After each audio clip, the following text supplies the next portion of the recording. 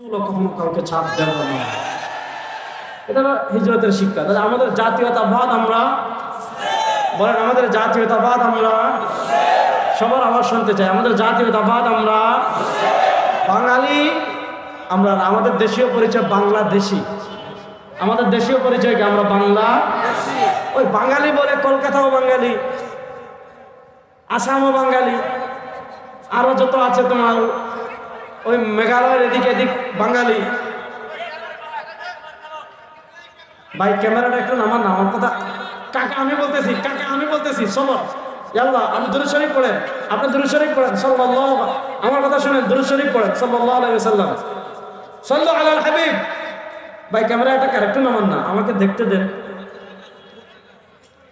হ্যাঁ সমস্যা নেই, নামাচ্ছে। সবর সবর, কি জানি বলছিলাম। তো বাঙালি বললে তারা আসে, কলকাতা আসে, আসাম আসে, উড়িষ্যা আসে, বিহার আসে। ওই অখণ্ড ভারতের স্বপ্ন যারা দেখে, যারা মনে করে বাংলাদেশ আবার ভারতের একাকার হয়ে যাবে, আমরা বলি যারা মনে করেন বাংলাদেশ ভারতে আবার একাকার হবে, আপনারা দুঃস্বপ্ন দেখছেন। বাংলাদেশ কখনো ভারতের তাবেদার হবে না, বাংলাদেশ ভারতের কখনো অঙ্গরাজ্য আর হবে না ইনশাআল্লাহ। ইনশাআল্লাহ বলেন। আমাদের দেশীয় পরিচয় আমরা বাংলাদেশি। বলেন, আমাদের দেশীয় পরিচয় আমরা বাংলা, আর আমাদের জাতীয় পরিচয় আমরা মুসলিম। সুতরাং পৃথিবীর যত মুসলিম আছে, সেটা বাহরাইনের মুসলিম হোক, ফিলিস্তিনের মুসলিম হোক, ইয়ামানের মুসলিম হোক, আফ্রিকার মুসলিম হোক, আরবের মুসলিম হোক, বাংলাদেশের মুসলিম হোক, তোমার উজবেকিস্তানের মুসলিম হোক, আফগানিস্তানের মুসলিম হোক, ভারতের মুসলিম হোক, পাকিস্তানের মুসলিম হোক, পৃথিবী আমরা হইলাম এক প্রান্ত, আমরা পৃথিবীর এক সাইড, আমেরিকা পৃথিবীর আরেক সাইড। পৃথিবী আমাদের থেকে হাজার হাজার মাইল দূরে যারা আছে, যারা লা ইলাহা ইল্লাল্লাহ তাওহীদ এবং মুহাম্মদুর রাসূলুল্লাহ রিসালাতে যারা বিশ্বাসী, তাদের আর আমাদের জাতীয়তাবাদ এক। সেটা হলো সারা দুনিয়ার যত মানুষ তাওহীদে বিশ্বাস করে, সারা দুনিয়ার যত মানুষ রিসালাতে বিশ্বাস করে, সারা দুনিয়ার সব মানুষের পরিচয় একটা, সেটা হলো আমরা মুসলিম। বলেন, সেটা হলো আমরা। বলেন না যুবকরা, সেটা হলো আমরা। এবার আমাদের ভিতর তারা ক্ষুদ্র ক্ষুদ্র জাতীয়তাবাদ ঢুকিয়ে দিয়েছে। আমাদেরকে বলে তোমরা বাঙালি, এখানে একজনের আব্বা বানাও। এদেরকে বলে তোমরা পাকিস্তানি, ওখানে জিন্নারের আব্বা বানাও। ওদেরকে বলে তোমরা তুর্কি, হ্যাঁ, ওখানে তোমরা কামাল পাশারে আব্বা বানাও। ওদেরকে বলে তোমরা সিরিয়ান, ওখানে আপনার এই কি জানি বলে এই বাশার আল আসাদের বাপরে আব্বা বানাও। ওদেরকে বলে তোমরা মিস্রি, তোমরা কি করো তোমরা জামাল আব্দুল নাসেরের আব্বা বানাও। এভাবে তারা আমাদেরকে ভিন্ন জাতীয়তাবাদে বিভক্ত করে, এক এক জায়গায় এক একটা জাতীয়তাবাদ দেয়, আর এক একজনের জাতির পিতা বানায়। শুনেন, সারা দুনিয়ার মুসলমানদের জাতীয় পরিচয় মুসলিম, আর মুসলমানদের একমাত্র জাতির পিতা হযরত ইব্রাহিম। এর বাইরে আমাদের আর জাতির কোনো আব্বা নাই। বলেন, এর বাইরে আমাদের আর কোনো জাতির আব্বা আসেনি। এগুলো হলো ইসলাম বিদ্বেষী শত্রুদের শয়তানি। শয়তানিক দিয়ে আমাদেরকে বিভিন্ন জাতিতে বিভক্ত করে। এই বিভিন্ন জাতিতে বিভক্ত করার কারণে আজকে আমাদের পাশে আরাকানে মারে, আমরা কিছু করতে পারি না। কাশ্মীরে মারে, আমরা কিছু করতে পারি না। ফিলিস্তিনে মারে, আমরা কিছু করতে পারি না। আসামে মারে, আমরা কিছু করতে পারি না, কারণ আমাদেরকে মুসলমানদেরকে বিভক্ত করে দিয়েছে। গত শতাব্দীতে তারা বিভক্ত করেছে, এই শতাব্দীতে আমরা ঐক্যবদ্ধ হব ইনশাআল্লাহ। গত শতাব্দীতে তারা পরাজিত করেছে, আর এই শতাব্দীতে ইসলামের বিজয় পৃথিবীতে কেউ দাবায় রাখতে পারবে না ইনশাআল্লাহ। ইনশাআল্লাহ বলেন। এই শতাব্দীতে পানি আসলে যেমন জোয়ার কেউ আটকে রাখতে পারে না, এই শতাব্দীতে ইসলামের জোয়ার উঠবে, এই শতাব্দীতে কালেমার জোয়ার উঠবে, এই শতাব্দীতে কোরআনের আদর্শের জোয়ার উঠবে। পৃথিবীর প্রান্তে প্রান্তে জোয়ার ওঠা শুরু হয়েছে। আফগানিস্তানে জোয়ার উঠেছে, সিরিয়ায় জোয়ার উঠেছে, আফ্রিকায় জোয়ার উঠবে, ফিলিস্তিনে জোয়ার উঠবে, ইয়ামানে জোয়ার উঠবে, জাজিরাতুল আরবে জোয়ার উঠবে, তুর্কিস্তানে জোয়ার উঠবে, বাংলাদেশে জোয়ার উঠবে।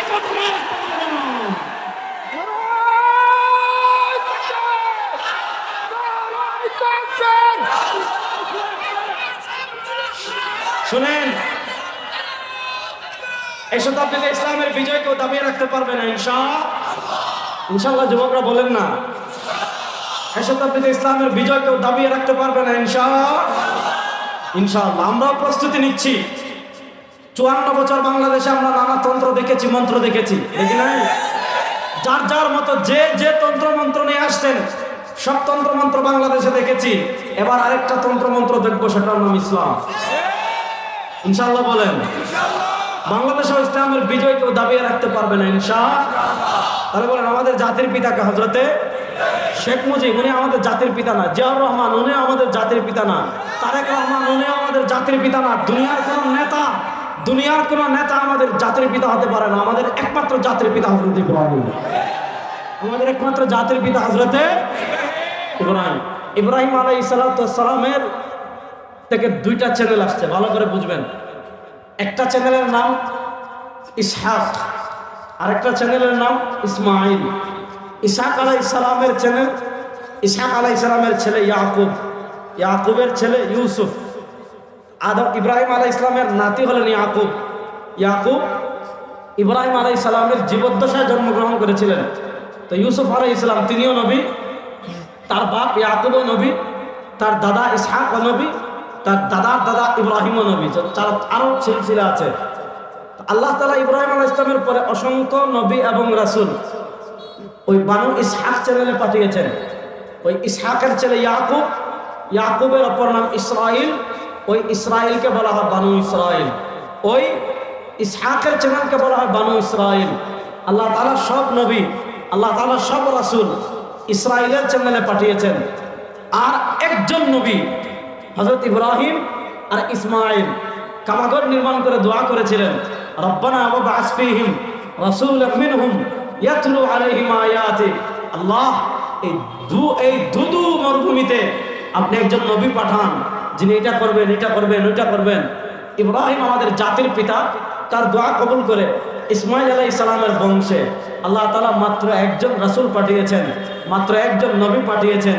তিনি আমার আপনার নবী, সাইয়্যিদুল মুরসালিন, ইমামুল আম্বিয়া, ফখরে মওজুদাত, দু জাহানের বাদশা জনাব মুহাম্মদুর রাসূলুল্লাহ সাল্লাল্লাহু আলাইহি ওয়াসাল্লাম।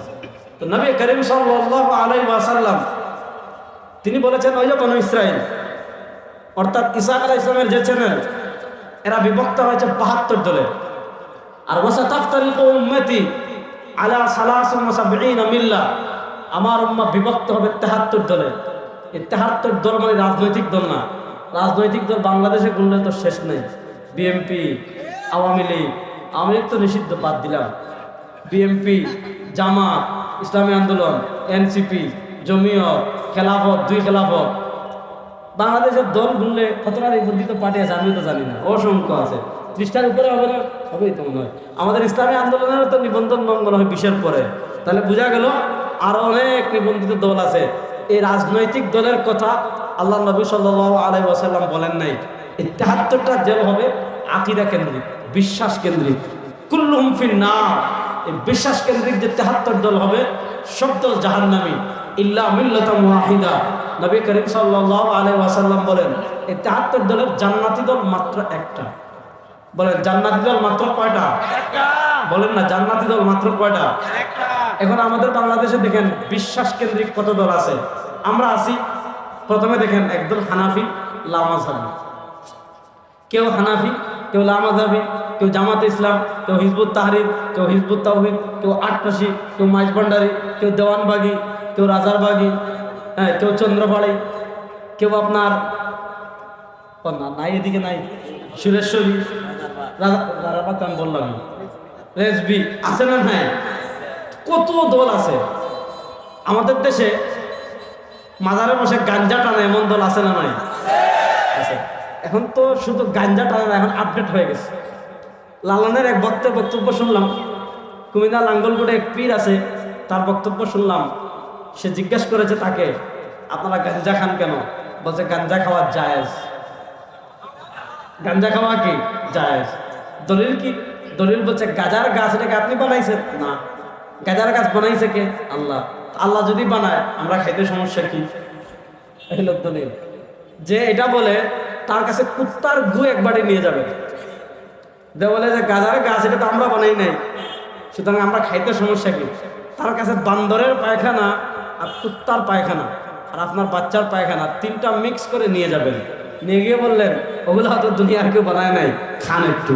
যেই দলিল এটা হারাম, যে দলিল এগুলো হলো মানে কুকুরের উপর মুগুর মারা, মানে তো যে ব্যক্তি একথা বলে যে গাঁজা খাওয়া জায়েজ, তাকে গিয়ে জিজ্ঞেস করবেন, ভাই আল্লাহ নবী সাল্লাল্লাহু আলাইহি ওয়াসাল্লাম বলেছেন মাত্র একটা দল জান্নাতি, এই দল কারা? সে বলবে দুনিয়াতে কেউ যদি জান্নাতি থাকে তাহলে তাদের দল। ঠিক না বেটি? ঠিক। বাংলাদেশে অনেক দরবার আছে, আপনার যেমন মাইজ ভান্ডারের কথা বলি, মাইজ ভান্ডারে দরবার থেকে ওনাদের জিয়াউল হক মাইজ ভান্ডারে একটা কিতাব লিখেছেন, যে কিতাবের নাম হলো বেলায়েত মুতলাকা। এটা নিয়ে আমার আলোচনা আছে, আমি সেদিকে যাচ্ছি না। অনেক জঘন্য আকীদা আছে তাদের।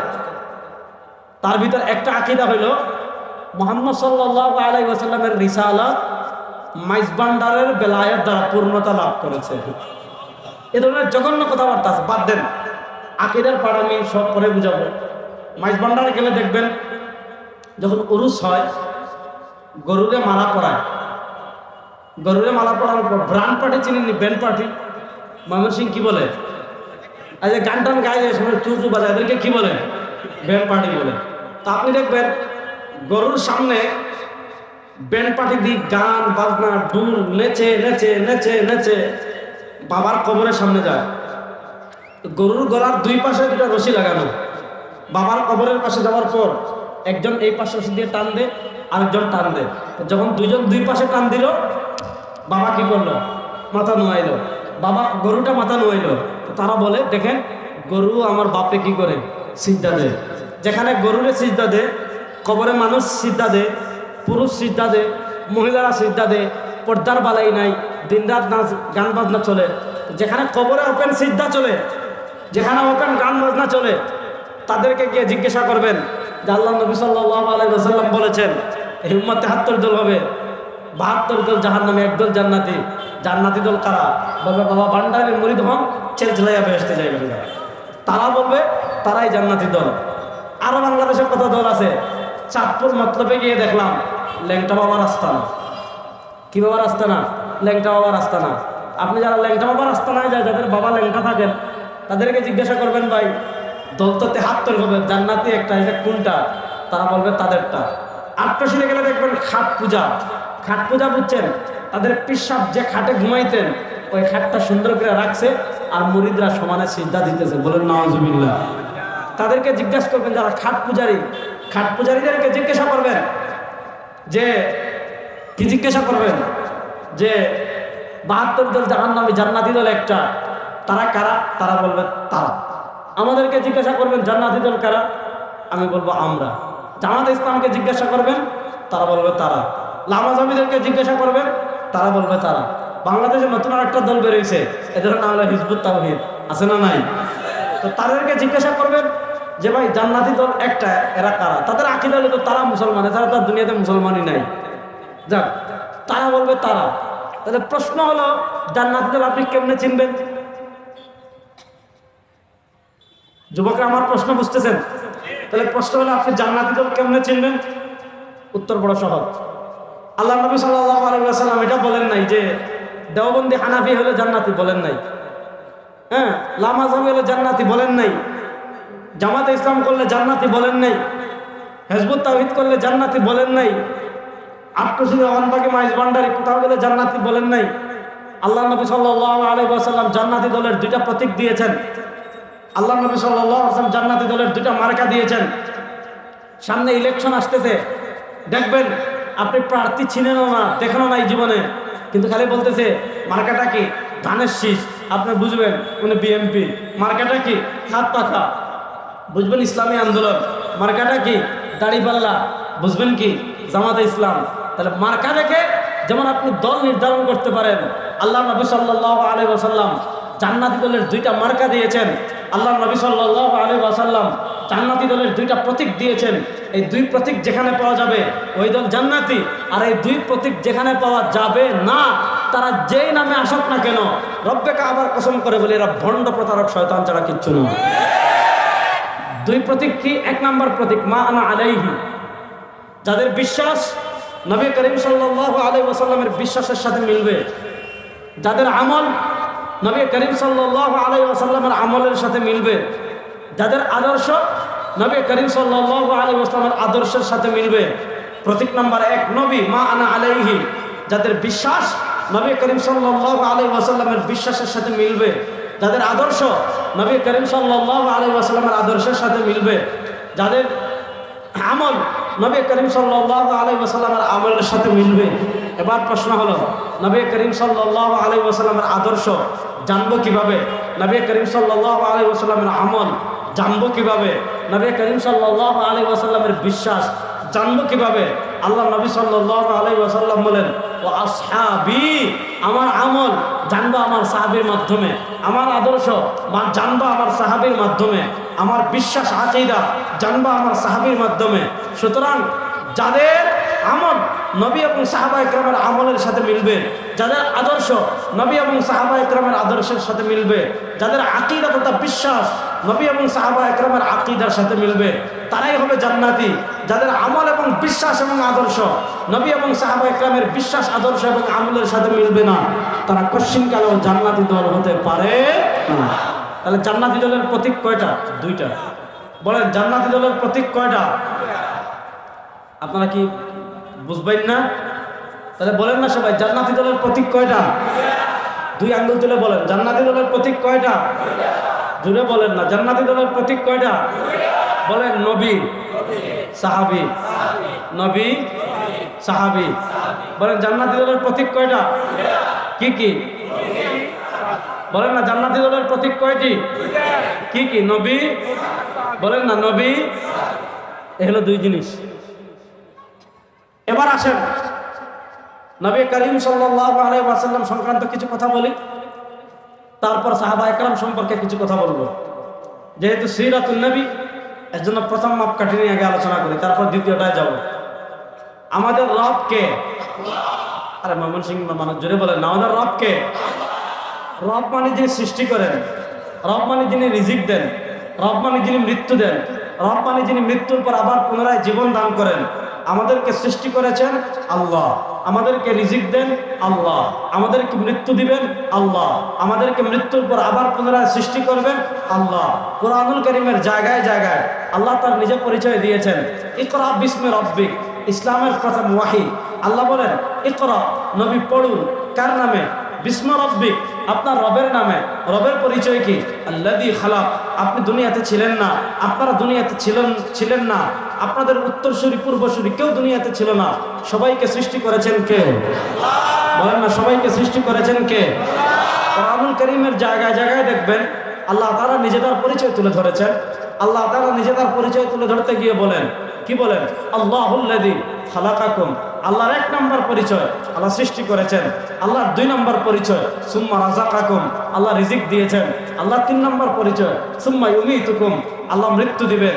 আল্লাহর চার নম্বর পরিচয় সুম্মা ইহয়ীকুম, মৃত্যুর পর আবার সৃষ্টি করবেন আল্লাহ। সৃষ্টি করেছেন আল্লাহ, রিজিক দেন আল্লাহ, মৃত্যু দিবেন আল্লাহ, মৃত্যুর পর আবার পুনরায় সৃষ্টি করবেন আল্লাহ। চারটাই যেহেতু করেছেন আল্লাহ, এজন্য আমরা বলি সূর্য আমাদের রব হতে পারে না, চন্দ্র আমাদের রব হতে পারে না, মূর্তি আমাদের রব হতে পারে না, নেতা আমাদের রব হতে পারে না, পৃথিবীর কোনো সুপার পাওয়ার আমাদের রব হতে পারে না, আমেরিকা রব হতে পারে না, চীন রব হতে পারে না, রাশিয়া রব হতে পারে না, ভারত রব হতে পারে না, ইংল্যান্ড রব হতে পারে না। আমরা বলি আমাদের রব একমাত্র কে? যেটা বলেন, আমাদের রব একমাত্র কে? এবার প্রশ্ন হলো, যেহেতু আমরা রব হিসাবে আল্লাহকে স্বীকার করি, রবের আনুগত্য করবো কেমনে? জীবনের সব ক্ষেত্রে রবের আনুগত্য কেমনে করব? আল্লাহ তো খাবার খান না, কেমনে আনুগত্য করব? আল্লাহ তো দেহ অঙ্গ প্রত্যঙ্গ থেকে পবিত্র। পোশাকের ক্ষেত্রে আল্লাহর আনুগত্য করব কিভাবে? আল্লাহ তো ব্যবসা বাণিজ্য করেন না, ব্যবসা বাণিজ্যের ক্ষেত্রে আল্লাহর আনুগত্য করব কিভাবে? আল্লাহ তো বিয়ে শাদী করেন না, বিয়ে শাদী করার ক্ষেত্রে আল্লাহর আনুগত্য করব কিভাবে? আল্লাহ তো রাজনীতি করেন না, রাজনীতি করার ক্ষেত্রে আল্লাহর আনুগত্য করব কিভাবে? আল্লাহ তো আমাদের মতো ভাবে রাষ্ট্র পরিচালনা করেন না, রাষ্ট্র পরিচালনার ক্ষেত্রে আল্লাহর আনুগত্য করব কিভাবে? এক কথায়, আমি জন্মগ্রহণ থেকে শুরু করে আমি মৃত্যুবরণ করার আগ পর্যন্ত আমার যত জীবন আছে, সেটা ব্যক্তি জীবন হোক, সেটা পারিবারিক জীবন হোক, সেটা সামাজিক জীবন হোক, সেটা রাজনৈতিক জীবন হোক, সেটা অর্থনৈতিক জীবন হোক, সেটা আন্তর্জাতিক জীবন হোক, আমার জীবনের সব ক্ষেত্রে আমি আল্লাহর আনুগত্য করতে চাই। এই কথায় কারো কোনো দ্বিধাদ্বন্দ্ব আছে? আমি জীবনের সব ক্ষেত্রে আল্লাহর সন্তুষ্টি অর্জন করতে চাই এবং আল্লাহর বাতানো পথে আমার জীবন পরিচালনা করতে চাই, এই কথায় কোনো মুসলমানদের কোনো ইখতিলাফ আছে? তাহলে প্রশ্ন হলো, আমার ব্যক্তি জীবনে, আমার পারিবারিক জীবনে, আমার সামাজিক জীবনে, আমার রাজনৈতিক জীবনে, আমার ব্যবসায়িক জীবনে, আমার বৈবাহিক জীবনে, আমার দাম্পত্য জীবনে, আমার রাষ্ট্রীয় জীবনে, আমার আমি যদি বিচারক হই, আমার বিচারিক জীবনে, আমার আন্তর্জাতিক জীবনে, এক কথায় আমি জন্মগ্রহণ করার পর থেকে নিয়ে আমি মৃত্যুবরণ করার আগ পর্যন্ত আমার টোটাল জীবনে আমি আল্লাহর আনুগত্য কিভাবে করব? আপনি আল্লাহর কোরআনকে জিজ্ঞাসা করেন যে আপনার টোটাল জীবনে আপনি আল্লাহর আনুগত্য কিভাবে করবেন? আল্লাহর কোরআন জবাব দেবে, মাইয়ুতির রাসূলা ফাকাদ আতা আল্লাহ। আল্লাহর কোরআন জবাব দেবে, মাইয়ুতির রাসূলা ফাকাদ আতা আল্লাহ। আল্লাহর কোরআন জবাব দেবে, মা আতাকুমুর রাসূলু ফাখুযু ওয়া মা নাহাকুম আনহু ফান্তাহু। আল্লাহর কোরআন জবাব দেবে, ফালা ওয়া রাব্বিকা লা ইউমিনুনা হাত্তা ইউহাক্কিমুকা ফীমা শাজারা বাইনাহুম সুম্মা লা ইয়াজিদু ফি আনফুসিহিম হারাজাম মিম্মা কাযাইতা ওয়া ইউসাল্লিমু তাসলিমা। আল্লাহর কোরআন জবাব দেবে, তুমি খাবারের ক্ষেত্রে আল্লাহর আনুগত্য করতে চাও, দেখো তোমার খাবার মুস্তাফার খাবারের সাথে মিলে কিনা। তুমি পোশাকের ক্ষেত্রে আল্লাহর আনুগত্য করতে চাও, দেখো তোমার পোশাক মুস্তাফার পোশাকের সাথে মিলে কিনা। তুমি ব্যক্তি জীবনে আল্লাহর আনুগত্য করতে চাও, দেখো তোমার ব্যক্তি জীবন মুস্তাফার ব্যক্তি জীবনের সাথে মিলে কিনা। তুমি পারিবারিক জীবনে আল্লাহর আনুগত্য করতে চাও, দেখো তোমার পারিবারিক জীবন মুস্তাফার পারিবারিক জীবনের সাথে মিলে কিনা। তুমি রাজনৈতিক জীবনে আল্লাহর আনুগত্য করতে চাও, দেখো তোমার রাজনৈতিক জীবন মুস্তাফার রাজনৈতিক জীবনের সাথে মিলে কিনা। তুমি রাষ্ট্রীয় জীবনে আল্লাহর আনুগত্য করতে চাও, দেখো তোমার রাষ্ট্র পরিচালনা মুস্তাফার রাষ্ট্র পরিচালনার সাথে মিলে কিনা। তুমি বিচার ব্যবস্থায় আল্লাহর আনুগত্য করতে চাও, দেখো তোমার বিচার ব্যবস্থা মুস্তাফার বিচার ব্যবস্থার সাথে মিলে কিনা। যদি তুমি সব জীবনে মুস্তাফার আদর্শকে আঁকড়ে ধরতে পারো, মুস্তাফার সুন্নাহকে আঁকড়ে ধরতে পারো, মুস্তাফা যে পথ দেখিয়ে দিয়েছেন, সরওয়ারে দু আলম সাল্লাল্লাহু আলাইহি ওয়াসাল্লাম যে পথ বাতলিয়ে দিয়েছেন, সেই পথ বাতলার অনুযায়ী যদি তুমি জীবন পরিচালনা করতে পারো, তাহলে তুমি জীবনের সব ক্ষেত্রে আল্লাহর আনুগত্য করেছো। তাহলে বোঝা গেল আল্লাহর আনুগত্য করতে হলে নবী করিম সাল্লাল্লাহু আলাইহি ওয়াসাল্লামের আনুগত্য করার প্রয়োজন আছে না নাই? যুবকের কথা বলেন, আছে না নাই? এক ক্ষেত্রে না সব ক্ষেত্রে? বলেন, এক ক্ষেত্রে না সব ক্ষেত্রে? এখানে সমস্যা কি? বর্তমান পৃথিবীতে মুসলমানদের মৌলিক সমস্যা, আমরা জীবনের সব ক্ষেত্রে মুস্তাফার অনুসরণ করি না। যেমন পৃথিবীতে মুসলমান এত সংখ্যা আগে ছিল না, এখন পৃথিবীতে মুসলমানদের রাষ্ট্র আছে 57টা। যুবকরা বলো কয়টা? 57টা। মুসলমানদের পারমাণবিক অস্ত্র আছে, পাকিস্তানের পারমাণবিক অস্ত্র আছে। আল্লাহ তাআলা খনিজ সম্পদ সব আমাদেরকে দিয়ে দিয়েছেন। আল্লাহ পেট্রোলিয়াম দিয়েছেন মুসলমানদেরকে। পৃথিবী দাঁড়িয়ে আছে মুসলমানদের উপর।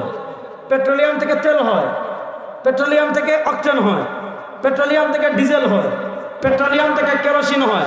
এগুলো আল্লাহ দিয়েছেন কাদেরকে? জাজিরাতুল আরবের মুসলমান রাষ্ট্রকে। তেল যদি না থাকে বিমান উড়বে না, তেল যদি না থাকে ট্যাঙ্ক চলবে না, তেল যদি না হয় মেশিন চলবে না, তেল যদি না হয় গাড়ি চলবে না, তেল যদি না হয় পৃথিবী থমকে দাঁড়াবে। পৃথিবীর প্রযুক্তি দাঁড়িয়ে আছে পেট্রোলিয়ামের উপর। সেই পেট্রোলিয়াম আল্লাহ তাআলা মুসলমানদেরকে দিয়েছেন। মুসলমানদের অ্যাটম বোম আছে, মুসলমানদের আপনার ড্রোন আছে, ব্যালিস্টিক মিসাইল আছে, 57টা রাষ্ট্র আছে, 57 জন রাষ্ট্রপতি আছে, 57 জন সেনাপ্রধান আছে, 57টা সেনাবাহিনী আছে। প্রশ্ন হলো 57টা রাষ্ট্র থাকার পর, 57টা সেনাবাহিনী থাকার পর, 57 জন সেনাপ্রধান থাকার পর, মুসলমানদের অ্যাটম বোম থাকার পর, মুসলমানদের হাজার হাজার মিসাইল থাকার পর আজকে কেন বাইতুল মাকদিস ইহুদিদের দখলে? আজকে কেন গাজায় রক্ত ভাসে? আজকে কেন রাফায় রক্ত ভাসে? আজকে কেন কাশ্মীরে রক্ত? আজকে কেন ইয়ামানে রক্ত? আজকে কেন সিরিয়ায় রক্ত? আজকে কেন সুদানে রক্ত? আজকে কেন চেচনিয়ায় রক্ত? আজকে কেন আজকে কেন বসনিয়া হার্জেগোভিনায় রক্ত? আজকে কেন লিবিয়ায় রক্ত? আজকে কেন মিসরে রক্ত? কেন আফগানিস্তানে আগে রক্ত দেখেছি? কেন ইরাকে রক্ত দেখেছি? রক্ত দেখার কারণ একটা, আল্লাহ তাআলা আমাদেরকে সংখ্যা দিয়েছেন, আল্লাহ তাআলা আমাদেরকে বস্ত্র দিয়েছেন, আল্লাহ তাআলা আমাদেরকে সৈন্য দিয়েছেন, কিন্তু আমাদের রাষ্ট্র ক্ষমতায় যারা বসে আছে তারা মুস্তাফার আদর্শ ছেড়ে দিয়েছে, তারা কামলিওয়ালার আদর্শ ছেড়ে সবগুলো ইহুদি খ্রিস্টানদের পাঁচটা গোলাম হয়ে গিয়েছে। সবগুলো ইহুদি খ্রিস্টানদের পাঁচটা গোলাম হয়ে গিয়েছে।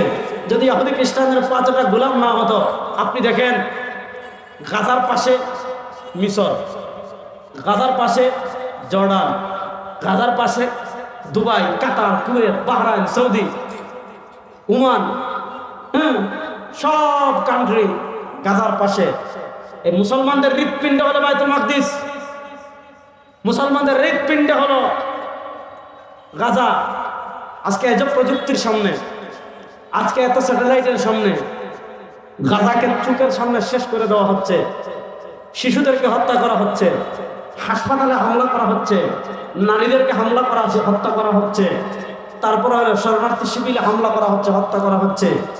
আচ্ছা, পৃথিবীর কেউ কথা না বলুক 57 জন মুসলিম রাষ্ট্রপতি কোথায়, 57 জন সেনাপ্রধান কোথায়?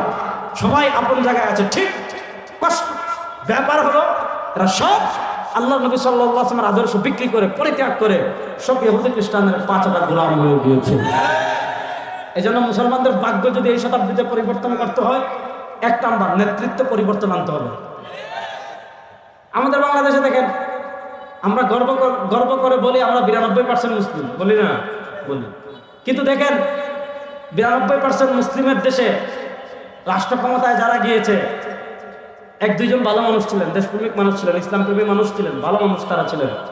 যেমন জিয়াউর রহমান সাহেব, তিনি ইসলামের পক্ষে কাজ করেছেন, সংবিধানে আল্লাহর উপর পূর্ণ আস্থা এবং বিশ্বাস যুক্ত করেছেন, তিনি ভালো মানুষ ছিলেন।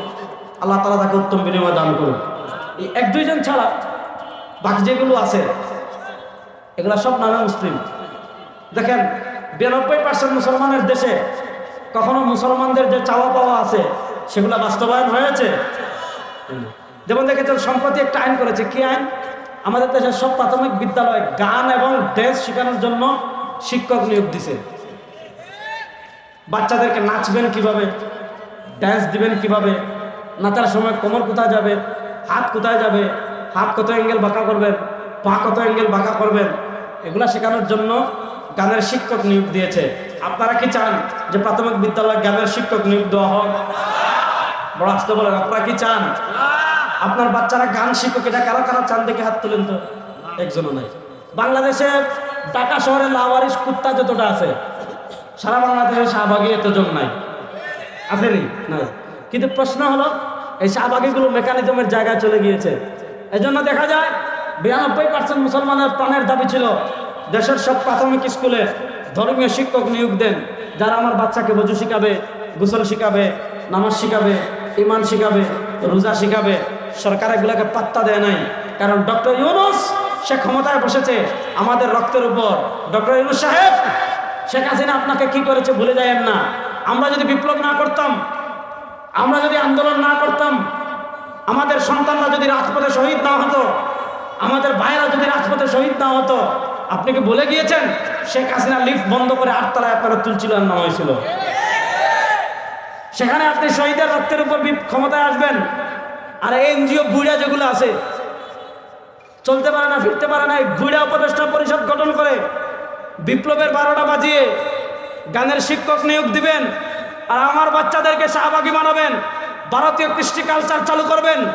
এই প্রাথমিক গণশিক্ষা অধিদপ্তরে যে উপদেষ্টা বসে আছে এই হিন্দু, আমরা হিন্দুদের, সব হিন্দুদের প্রতি আমরা বিদ্বেষী নই, কিন্তু হিন্দু আপনি হয় আমাদের প্রাথমিক শিক্ষা মন্ত্রণালয় বসে আপনি ভারতীয় হিন্দু সংস্কৃতি যদি এদেশে চালু করতে চান, শেখ হাসিনা মামুর বাড়ি গিয়েছে, আপনি মামুর বাড়ি যাওয়ার প্রস্তুতি নেন।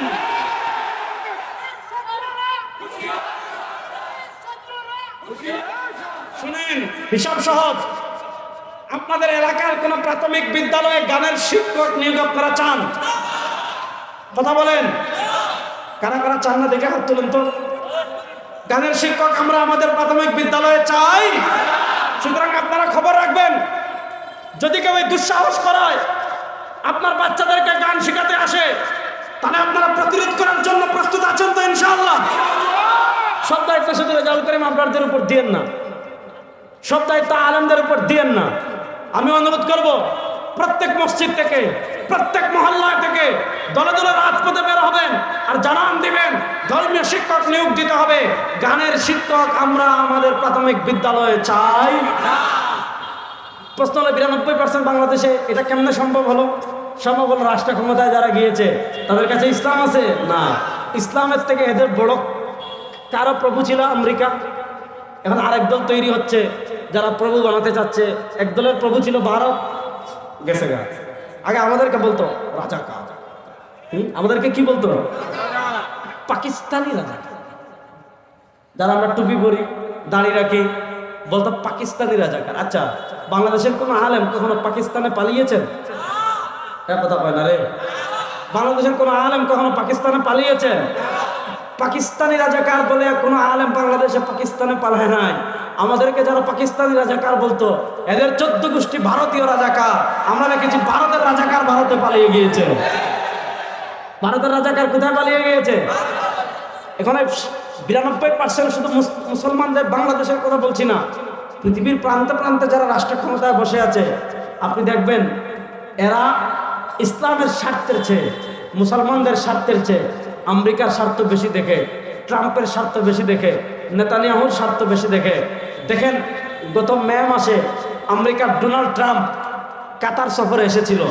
কত কষ্টের কথা, কত কষ্টের কথা আপনাদেরকে বলি। সৌদি আরব নাম শুনেন নাই? সৌদি আরবে আমেরিকান ঘাঁটি আছে না নাই? আছে।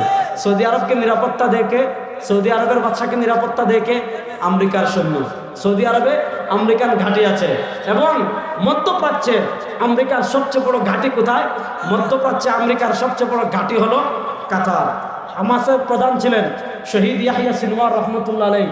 তিনি তার এক বক্তৃতায় আরবের শাসকদেরকে বলেছিলেন, হে আরবের শাসকেরা, তোমরা যারা ট্রাম্পকে পূজা করে, তোমরা যারা নেতানিয়াহুকে পূজা করে মনে করছো ইসরায়েলের সাথে ধর্মযুদ্ধ থেকে তোমরা বাঁচতে পারবা, ধর্মযুদ্ধ থেকে কেউ বাঁচতে পারবা না। সবাইকে ইসরায়েল যুদ্ধে টেনে নিয়ে আসবে। দেখেন গত মে মাসে ডোনাল্ড ট্রাম্প কোথায় এসেছিল? কাতারে এসেছিল। কাতারের বাদশা কি করেছে? অত্যন্ত আধুনিক বিলাসবহুল একটা বিমান বানিয়ে কি করেছে? ডোনাল্ড ট্রাম্পকে হাতিয়ে দিয়েছে। মে মাসে হাতিয়ে দিয়েছে, জুন, জুলাই, আগস্ট, সেপ্টেম্বর। 4 মাস পরে আপনারা দেখেছেন গত 2 সপ্তাহ আগে ইসরায়েল কাতারে হামলা করেছে। অনুমতি দিয়েছে কে? আমেরিকা। চুপ থেকেছে কে? আমেরিকা। প্রশ্ন হলো, এই যে ড্রোন হামলা করলো ইসরায়েল, কাতারে তো আমেরিকার বিশাল ঘাঁটি আছে, তারা তো চাইলে হামলাটা থামাতে পারতো, থামায় নাই। তারা তো চাইলে আগে জানাইতে পারতো, জানায় নাই। বুঝা গেল আল্লাহর কোরআন হলো সত্য। ওয়ালান তারদা আনকাল ইয়াহুদ ওয়ালান নাসারা হাত্তা তাত্তাবিআ মিল্লাতাহুম। আপনি যত দালালি করেন, যত পা চাটেন, পা চাটতে চাটতে জিহ্বা ক্ষয় করে ফেলবেন, যতক্ষণ পর্যন্ত পরিপূর্ণ ইহুদি না হবেন, যতক্ষণ পর্যন্ত পরিপূর্ণ খ্রিস্টান না হবেন, তাদেরকে সন্তুষ্ট করতে পারবেন না।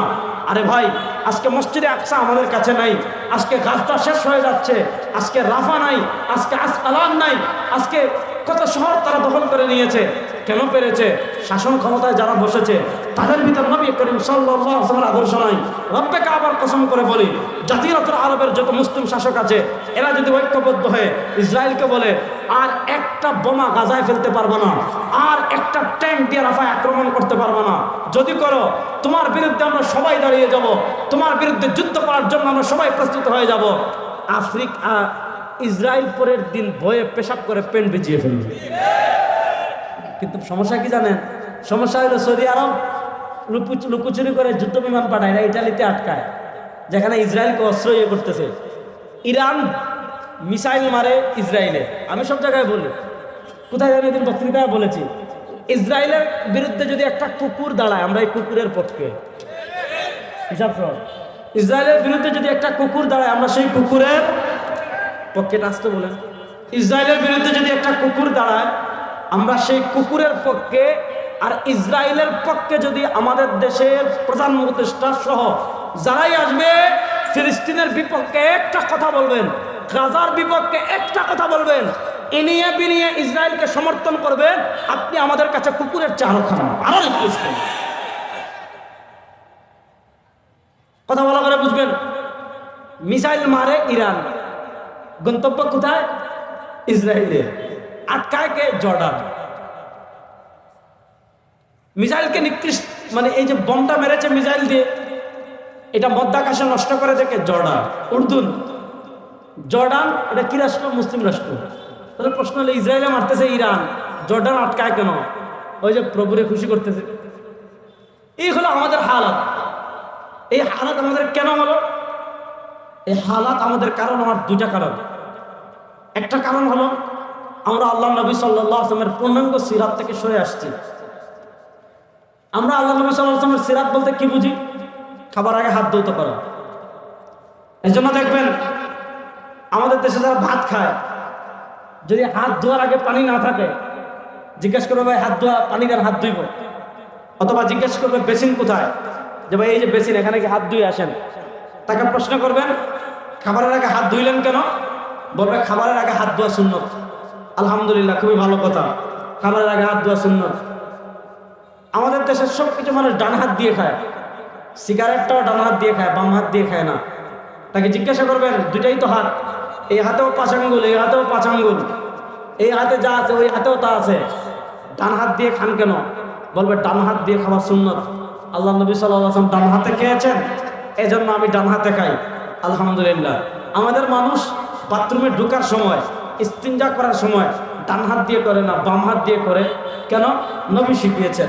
বাথরুমে ঢোকার সময় আগে বাম পা দিয়ে ঢুকে, কেন? নবী শিখিয়েছেন। বের হওয়ার সময় আগে বাম পা দিয়ে, ডান পা দিয়ে বের হয়, কেন? নবী শিখিয়েছেন। মসজিদে ঢোকার সময় আগে ডান পা দিয়ে ঢুকে, বের হওয়ার সময় আগে বাম পা বের করে, কেন? নবী করিম সাল্লাল্লাহু আলাইহি ওয়াসাল্লাম শিখিয়েছেন। প্রশ্ন হলো খাবার কেমন খাবেন, এটা যেমন নবী করিম সাল্লাল্লাহু আলাইহি ওয়াসাল্লাম শিখিয়েছেন। পোশাক কেমনে করবেন, এটাও যেমন নবী করিম সাল্লাল্লাহু আলাইহি ওয়াসাল্লাম শিখিয়েছেন। বাথরুমে যাবেন কিভাবে, ইস্তেঞ্জা করবেন কিভাবে, এটাও যেমন নবী করিম সাল্লাল্লাহু আলাইহি ওয়াসাল্লাম শিখিয়েছেন। নামাজ পড়বেন কিভাবে, এটাও যেমন নবী করিম সাল্লাল্লাহু আলাইহি ওয়াসাল্লাম শিখিয়েছেন। রোজা রাখবেন কিভাবে, এটাও যেমন নবী করিম সাল্লাল্লাহু আলাইহি ওয়াসাল্লাম শিখিয়েছেন। যাকাত দিবেন কিভাবে, এটাও যেমন নবী করিম সাল্লাল্লাহু আলাইহি ওয়াসাল্লাম শিখিয়েছেন। রাজনীতি করবেন কেমনে, আল্লাহ নবী ইসলামের আদর্শে আছে না নাই? আর আসতে বলেন আছে না নাই? রাষ্ট্র চালাবেন কেমনে, আল্লাহ নবী সাল্লাল্লাহু আলাইহি ওয়াসাল্লামের আদর্শে আছে না নাই? বিচার করবেন কেমনে, আল্লাহ নবী সাল্লাল্লাহু আলাইহি ওয়াসাল্লামের আদর্শে আছে না নাই? প্রশ্ন হলো এই শতাব্দীতে মুসলমানদের উপর ভয়াবহ বিপর্যয় আসায় যে কয়েকটা কারণ, তার ভিতরে একটা হলো আজকে আল্লাহ নবী সাল্লাল্লাহু আলাইহি ওয়াসাল্লামের আদর্শকে আমরা ঘরের ভিতর সীমাবদ্ধ করে ফেলেছি। আল্লাহ নবী সাল্লাল্লাহু আলাইহি ওয়াসাল্লামের আদর্শকে আমরা খাবারের মধ্যে সীমাবদ্ধ করে ফেলেছি। আল্লাহ নবী সাল্লাল্লাহু আলাইহি ওয়াসাল্লামের আদর্শকে আমরা গোসলের ভিতর সীমাবদ্ধ করে ফেলেছি। আল্লাহ নবী সাল্লাল্লাহু আলাইহি ওয়াসাল্লামের আদর্শ আমরা মসজিদের ভিতর সীমাবদ্ধ করে ফেলেছি। আল্লাহ নবী সাল্লাল্লাহু আলাইহি ওয়াসাল্লামের আদর্শ আমরা খানকার ভিতর সীমাবদ্ধ করে ফেলেছি। আল্লাহ নবী সাল্লাল্লাহু আলাইহি ওয়াসাল্লামের আদর্শ আমরা মাজারের ভিতর সীমাবদ্ধ করে ফেলেছি। আল্লাহ নবীর আদর্শ মানি খাবারের ক্ষেত্রে রাষ্ট্র পরিচালনায় ন্যাশনালিজমের দিকে যায়, রাষ্ট্র পরিচালনায় সেকুলারিজমের দিকে যায়, রাষ্ট্র পরিচালনায় ডেমোক্রেসির দিকে যায়, রাষ্ট্র পরিচালনায় সোশ্যালিজমের দিকে যায় না। ঘর কেমনে চলবে, এটাও যেমন নবীর আদর্শে আছে। খাবার কেমনে খাবেন, এটাও যেমন নবীর আদর্শে আছে। সমাজ কেমনে চলবে, এটাও নবীর আদর্শে আছে। রাষ্ট্র কেমনে চলবে, এটাও নবীর আদর্শে আছে। আল্লাহ নবী ঘর যেমন চালিয়ে আমাদেরকে শিখিয়েছেন, রাষ্ট্র কেমনে চলবে, বিচার কেমনে হবে, সংসদ কেমনে চলবে, অর্থনীতি কেমনে চলবে, গোটা রাষ্ট্র ব্যবস্থা কেমনে চলবে, আমার নবীর আদর্শে আছে না? কিন্তু মূল পেশ লাগাই দিয়েছে এই জায়গায়। রাষ্ট্র পরিচালনা আসলেই বলে হুজুর আমরা ধর্ম নিরপেক্ষ, ঠিক না বেটি? রাষ্ট্র পরিচালনা আসলে হুজুর বলে কি আমরা ধর্ম নিরপেক্ষ। কবরে প্রশ্ন করবে কয়টা বলে না রে? কবরে প্রশ্ন করবে কয়টা? 1 নম্বর প্রশ্ন মার আপনার রবকে, আল্লাহ। 2 নম্বর প্রশ্ন করবে ওমা দিন, তোমার দিন কি? খালি কবরের কথা বললেন যে জাহাপনা আমি তো ধর্ম নিরপেক্ষ। ফেরেশতারা যখন জিজ্ঞাসা করবো ওমা দিন, আপনি দুনিয়াতে টকশোতে বসে বলেন ওমা আপনি ধর্ম নিরপেক্ষ। শুনেন, কোন মুসলমান কখনো ধর্ম নিরপেক্ষ আকীদার বিশ্বাসী হতে পারে না। ধর্ম নিরপেক্ষ মানে কি, এটাকে আমি একটু ব্যাখ্যা করবো, পরে সময় পেলে করবো, আগে ভালো করে বুঝেন। কবরে আপনাকে বলতে হবে ইসলাম যদি ধর্ম নিরপেক্ষ বলেন, মাঠ যেটা মাটিতে পড়বে এটাও তুলে দিবে, ঠিক না বেটি? এজন্য শুনেন, এই শতাব্দীতে ইসলামকে আমরা, আল্লাহ নবী সাল্লাল্লাহু আলাইহি ওয়াসাল্লামের আদর্শকে আমরা শুধু খাবারের ভিতর সীমাবদ্ধ করে ফেলেছি। রাষ্ট্র কেমন পরিচালনা করবেন, আল্লাহ নবী সাল্লাল্লাহু আলাইহি ওয়াসাল্লামের আদর্শ আছে না নাই? যুবকরা জুড়ে বলেন, রাষ্ট্র কেমন পরিচালনা করবেন, আল্লাহ নবী সাল্লাল্লাহু আলাইহি ওয়াসাল্লামের আদর্শ আছে না নাই? একটা হলো আল্লাহ নবী সাল্লাল্লাহু আলাইহি ওয়াসাল্লামের আদর্শ, আরেকটা হলো ব্রিটিশের আদর্শ। এদিকে আল্লাহ নবী সাল্লাল্লাহু আলাইহি ওয়াসাল্লামের আদর্শ, আব্রাহাম লিঙ্কনের আদর্শ। এদিকে আল্লাহ নবী সাল্লাল্লাহু আলাইহি ওয়াসাল্লামের আদর্শ, এদিকে হলো রাশিয়ার আপনার কমিউনিজমের আদর্শ, অথবা সমাজতন্ত্রের আদর্শ, অথবা ধর্মনিরপেক্ষতার আদর্শ, অথবা গণতন্ত্রের আদর্শ, অথবা আপনার ন্যাশনালিজম তথা জাতীয়তাবাদের আদর্শ। একদিকে নবীর আদর্শ, আরেকদিকে মানুষের বানানো আদর্শ। এবার বলেন, মানুষের বানানো আদর্শ উত্তম না আল্লাহ নবী সাল্লাল্লাহু আলাইহি ওয়াসাল্লামের আদর্শ উত্তম? এতে কি কোনো সন্দেহ আছে? সমস্যা হলো তারা আজকে রাষ্ট্র পরিচালনায় ওই মানুষের তন্ত্রমন্ত্র আমাদের উপর চাপিয়ে দিয়েছে। শুধু চাপিয়ে দেয় নাই, চাপিয়ে দিয়ে আমাদের মাথায় কথা পোষাই দিয়েছে, নবীকে মানবা খাবারের ক্ষেত্রে, নবীকে মানবা পোশাকের ক্ষেত্রে, নবীকে মানবা ঘুমানোর ক্ষেত্রে, নবীকে মানবা বিয়ের ক্ষেত্রে, নবীকে মানবা নমাজের ক্ষেত্রে। রাষ্ট্র পরিচালনায় নবী লাগবে না, সমাজ পরিচালনায় নবী লাগবে না, বিচার ব্যবস্থা নবী লাগবে না। শুনেন, মানুষের বানানো তন্ত্র মন্ত্র দিয়ে, মানুষের বানানো আইন দিয়ে, মানুষের বানানো বিচার ব্যবস্থা দিয়ে, মানুষের বানানো রাষ্ট্র পরিচালনার আইন দিয়ে 54 বছর আপনারা বাংলাদেশ পরিচালনা করেছেন। মানুষের জানের নিরাপত্তা দিতে পারেন নাই, খুন বন্ধ করতে পারেন নাই, ধর্ষণ বন্ধ করতে পারেন নাই, ছিনতাই বন্ধ করতে পারেন নাই, চাঁদাবাজি বন্ধ করতে পারেন নাই, সন্ত্রাস বন্ধ করতে পারেন নাই, ইমপ্রিজিং বন্ধ করতে পারেন নাই। মানুষের বানানো যত তন্ত্র আছে, যত মন্ত্র আছে, বাংলাদেশে 54 বছর ফেল করেছে। আমার ইমানযুক্ত যুবকদেরকে বলবো, যে সকল তন্ত্রমন্ত্র বাংলাদেশে ফেল করেছে, ওই তন্ত্রমন্ত্রের পিছনে আর ছুটবেন না। এবার রাষ্ট্র ক্ষমতায় ইসলামকে নেওয়ার জন্য, কালেমার পথে বাংলাদেশে বিজয় করার জন্য প্রস্তুত আছেন না?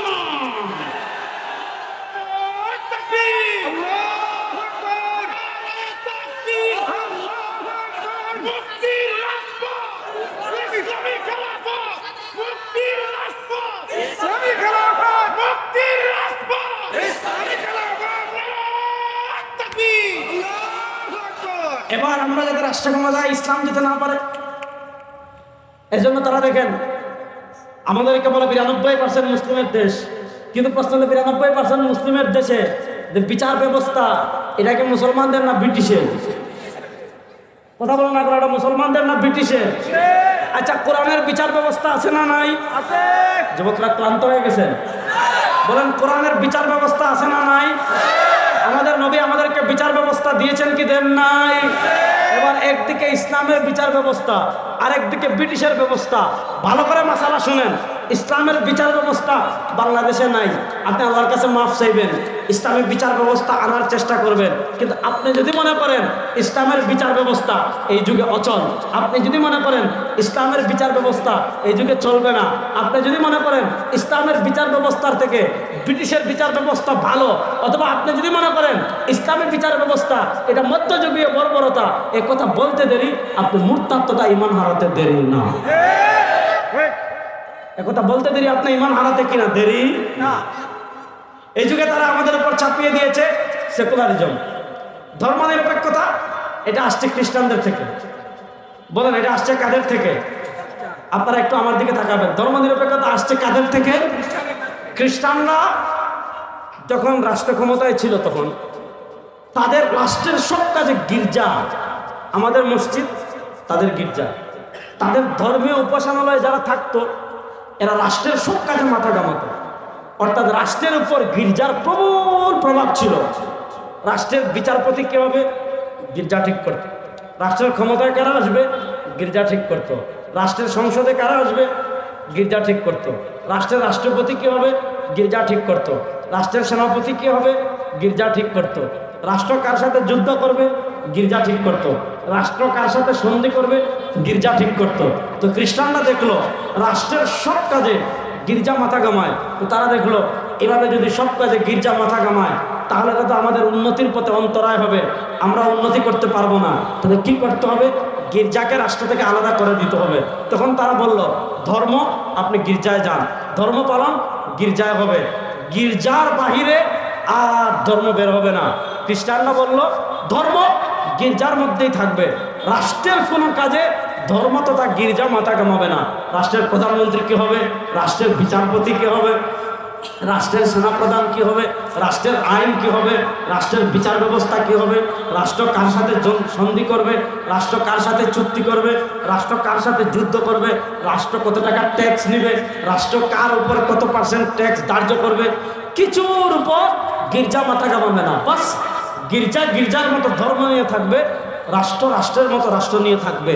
অর্থাৎ খ্রিস্টানরা বলল ধর্ম আলাদা, রাষ্ট্র আলাদা। এই যে ধর্ম আলাদা রাষ্ট্র আলাদা, এই চিন্তাটা মুসলমানদের না খ্রিস্টানদের? বলেন না, এই চিন্তাটা মুসলমানদের না খ্রিস্টানদের? এবার এই চিন্তাটা তারা মুসলমানদের ভিতর ঢুকিয়েছে কি দিয়ে? এই চিন্তাটা মুসলমানদের ভিতর তারা ঢুকিয়ে দিয়েছে ধর্মনিরপেক্ষতা দিয়ে। সেকুলারিজম দিয়ে।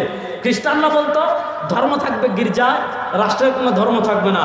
মুসলমানদের ভিতর ধর্ম নিরপেক্ষতা প্রবেশ করিয়ে মুসলমানদেরকে তারা শিখিয়েছে ধর্ম থাকবে মসজিদে, মুসলমানদেরকে তারা শিখিয়েছে ধর্ম থাকবে মাদ্রাসায়, মুসলমানদেরকে তারা শিখিয়েছে ধর্ম থাকবে খানকায়, মুসলমানদেরকে তারা শিখিয়েছে ধর্ম থাকবে চার দেওয়ালের বাহিরে, সংসদে ধর্ম লাগবে না, হাইকোর্ট সুপ্রিম কোর্টে ধর্ম লাগবে না, বিচার ব্যবস্থা ধর্ম লাগবে না, অর্থনীতিতে ধর্ম লাগবে না, রাষ্ট্র পরিচালনায় ধর্ম লাগবে না, সমাজ পরিচালনায় ধর্ম লাগবে না, বিচার ব্যবস্থায় ধর্ম লাগবে না, সংবিধানে ধর্ম লাগবে না। তো খ্রিস্টানরা বলতো কি গির্জা গির্জা, কায়সার কায়সার, মুসলমানদেরকে শিখাইছে মসজিদ মসজিদ, মুলুক মুলুক, রাষ্ট্র আলাদা ধর্ম আলাদা। আমরা স্পষ্ট ভাষায় বলি কোন মুসলমান যদি ফাল মুসলিমু ইদা তালাবা বিবিস্তি যালিকা ফি সালামাতি আকলিহি, কোন মুসলমান যদি জেনে শুনে স্পষ্ট ভাষায় এই কথা বিশ্বাস করে বলে ধর্ম আলাদা রাষ্ট্র আলাদা, তার ঈমান থাকবে, সাথে সাথে বেঈমান হয়ে যাবে। এজন্য রাষ্ট্র কেমনে চলবে আল্লাহ নবী সাল্লাল্লাহু আলাইহি ওয়াসাল্লামের নির্দেশনা আছে, সমাজ কেমনে চলবে নির্দেশনা আছে, অর্থনীতি কেমনে চলবে নির্দেশনা আছে, বিচার ব্যবস্থা কেমনে চলবে নির্দেশনা আছে। বিচার ব্যবস্থা নিয়ে আমি দুটা কথা বলে আপনাদের থেকে বিদায় নেব। ইসলামে বিচার ব্যবস্থা আছে না নাই? বলেন ইসলামে বিচার ব্যবস্থা আছে না নাই? বলেন না ইসলামে বিচার ব্যবস্থা আছে না নাই? ইসলামে 3 প্রকারের শাস্তি আছে। বলেন ইসলামে কয় প্রকারের শাস্তি আছে? যুবকরা কথা বলে না, ইসলামে কয় প্রকারের শাস্তি আছে? আমার সাথে বলেন হুদুদ, সবাই বলেন হুদুদ, জুড়ে বলেন না হুদুদ, কিসাস, তাজিরাত। বলেন হুদুদ, আওয়াজ পাচ্ছি না তো, হুদুদ, কিসাস, তাজিরাত। বলতে পারবা ছোট? বলো, 3টা বলতে পারবা না? বলেন হুদুদ, কিসাস, তাজিরাত। এটা হলো ইসলামের 3টা, আর ব্রিটিশের হলো 2টা, এটা হলো দেওয়ানি আর হলো ফৌজদারি। ইসলাম 3টা দণ্ডবিধি দিয়েছে, হুদুদ, কিসাস, তাজিরাত। হুদুদ যেমন ইসলামের কিছু নির্দিষ্ট অপরাধ চিহ্নিত করে দিয়েছে যে এই অপরাধ করলে শাস্তি এটা, যেমন ইসলাম চিহ্নিত করে দিয়েছে আয-যানিয়াতু ওয়াজ-যানি ফাজলিদু কুল্লা ওয়াহিদিন মিনহুমা মিআতা জালদা। কোনো অবিবাহিত পুরুষ কিংবা মহিলা যদি ব্যভিচার করে ইসলাম তাকে শাস্তি দিয়েছে, তাকে 100টা দৌড়া মারো, এটাকে বলে হদ। ইসলাম শাস্তি দিয়েছে আস-সারিকু ওয়াস-সারিকাতু ফাকতাউ আইদিয়াহুমা জাযাআন বিমা কাসাবা। কোনো পুরুষ কিংবা মহিলা যদি চুরি করে ইসলাম শাস্তি দিয়েছে তার হাত কেটে ফেলো। দেখেন অনেকে ইসলামের এই শাস্তিকে মধ্যযুগীয় বর্বরতা বলেন। শুনেন, ইসলাম স্পষ্ট বিধান দিয়েছে, কোরআনের বিধান, ফাকতাউ আইদিয়াহুমা, যদি কোনো পুরুষ কিংবা মহিলা চুরি করে তার হাত কেটে ফেলবা। এটাকে কেউ যদি মধ্যযুগীয় বর্বরতা বলে, অথবা এটাকে কেউ যদি এই যুগে অচল মনে করে, অথবা কেউ যদি মনে করে বিজ্ঞানের যুগে এটা অচল, প্রযুক্তির যুগে এটা অচল বা বর্বরতা, এটা বিশ্বাস করতে দেরি, তার ঈমান যেতে দেরি হবে না। ইসলামের বিধান আল্লাহ কোরআনে বিধান দিয়েছেন, বাস এটা অকাট্য। আমাদের দেশে কত আইন, কত থানা, কত পুলিশ, কত আর্মি, কত বিজেপি, কত রেপ, কত কোর্ট, কত জেল, চুরি বন্ধ হয়েছে। আমাদের দেশে এমন হয়েছে একজনে 57,000 কোটি টাকা চুরি করে ফেলছে, করে নাই? উনি আমাদেরকে সহিহ হাদিস শিখাতো। উনি আমাদেরকে কি শিখাতো? সহিহ হাদিস। উনি বলেছিল সহিহ হাদিসের তেমন প্রবলেম নাই, তবে কোরআনে কিছু প্রবলেম আছে। আপনি দেখেন আমাদের দেশে ব্যাংক চুরি হয়ে যায়, আমাদের দেশে শেয়ার বাজার চুরি হয়ে যায়, আমাদের দেশে হাজার হাজার কোটি টাকা চুরি হয়ে যায়। 1-2 টাকা না, হাজার হাজার হাজার হাজার কোটি টাকা এক একজন বিদেশে চুরি করে নিয়ে যায়। প্রশ্ন হলো, আপনি ইসলামের আইনের দিকে আঙ্গুল তুলছেন। আমি শাহবাগী নাস্তিকদেরকে বলবো, আপনারা যে ব্রিটিশের আইনে 54 বছর বাংলাদেশে পরিচালনা করলেন, বিচার করলেন, চুরি তো বন্ধ করতে পারলেন না। হাজার হাজার কোটি টাকা বিদেশে চুরি হয়ে যায়। আপনি 3 মাসের জন্য ইসলামের বিধান বাস্তবায়ন করেন যে এই 3 মাসে এখন প্রচন্ড ক্ষুধার জ্বালায় কেউ চুরি করলে, খাবার আর পাচ্ছে না, চুরি করলে তার হাত কাটার বিধান ইসলামে আসে নাই। বরং যারা ব্যাংক ডাকাতি করবে, শেয়ার বাজার ডাকাতি করবে, উন্নয়ন নামের অর্ডার বদলে বাস দিয়ে টাকা চুরি করবে, রাষ্ট্রের টাকা চুরি করবে, আপনার রাষ্ট্রের হাজার হাজার কোটি টাকা বিদেশে পাচার করবে, ইসলাম বলে ওই চোর টাকা পাটিয়াদের 2 হাত কবজি পর্যন্ত কেটে দাও। ব্রিটিশের আইন দিয়ে 54 বছর চুরি বন্ধ করতে পারে বলেন নাই, আমি তো কসম করবো, কোরআন শরীফ মাথায় নিয়ে কসম করবো। আসেন বাংলাদেশের কোর্টে 3 মাসের জন্য আইন করেন।